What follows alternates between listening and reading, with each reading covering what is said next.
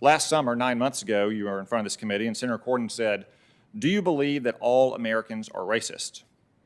You replied, "Yes, I think that we all have implicit biases and racial biases. Yes, I do." So, Ms. Gupta, I ask you, against which races do you harbor racial bias? Senator Cotton, I do not. The yes was to say that all of us have implicit bias. This was an exchange also that Judge Garland had with Senator Kennedy during his hearing.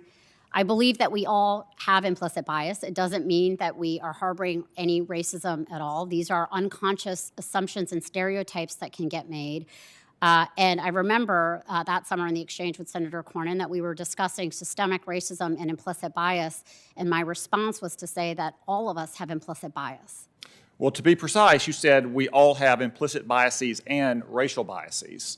That's all. Every single American you accused of implicit bias and racial bias. So I'm asking you again, against which races do you harbor racial bias?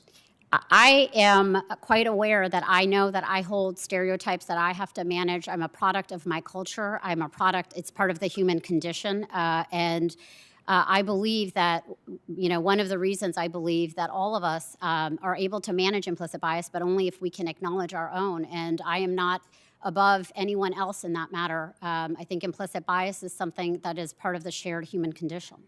So in the Trump administration, you strongly opposed the nominations to the federal courts of the following persons: Patrick Bumate, Michael Park, and Ada Brown, a Filipino-American, a Korean-American, and an African-American. Should members of those communities be worried that you harbor racial bias against them since you oppose those judges' nominations? I'm not sure I see how that connection is being made, Senator. The Leadership Conference for decades has reviewed the civil rights records of individual judicial nominees in Democratic and Republican administrations. And there were judges that we opposed based on their civil rights record and a complete review. There was one set of judges that the Leadership Conference opposed because they simply refused to say that Brown versus Board of Education was the law of the land, and that seemed untenable for a judicial nominee, but it was based on a review of the record, and that was the basis, that was the advice and letters that we would send to the Senate. There were about a quarter of the nominees that President Trump put forth that the Leadership Conference opposed, but it was always after a thorough review of their record. So it's your position then you can oppose someone's nomination on the merits without immediately and justly being accused of being racist or sexist because of their race or their sex? Sorry, Senator, I'm not sure I understand what you're getting at. I'm getting at the point that our Democratic friends and many in the media often make whenever a senator opposes a nominee, they immediately jump to charges of racism. Such as, for instance, some people accuse Joe Manchin of being racist and sexist for opposing Neera Tanden's nomination. Can you oppose the nomination of a woman or a racial minority on the merits without being racist or sexist? Yes.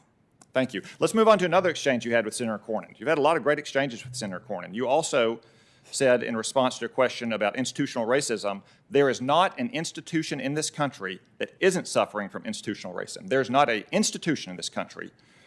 Ms. Gupta, does the Biden White House suffer from institutional racism? Senator, given the history of this country, of slavery and the long period of Jim Crow and the ongoing scourge of racial discrimination, I think that it remains very much a live problem in America today, and that the effort to address racial discrimination in all of its forms, discrimination of any sorts, is something that all of us have to work at in the institutions we are a part of. And one of the reasons why I will be honored to return to the Justice Department if confirmed is that the Justice Department was actually founded on this objective of ensuring equal justice before the law.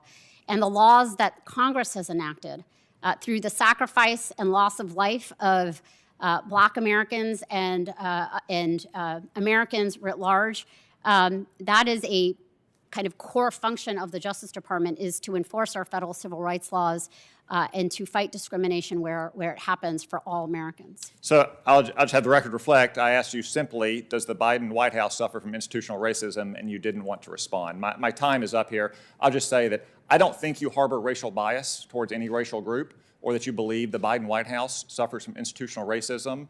But when you throw around allegations that every single American suffers from racial bias and every single institution suffers from institutional racism, you open yourself up to these kinds of questions by condemning your fellow Americans without individualized evidence of their beliefs, their words, or their deeds. I think these statements were beyond the pale. I don't think really anybody truly believes them, nor should they be believed because they are so preposterous. Thanks so much for watching this video.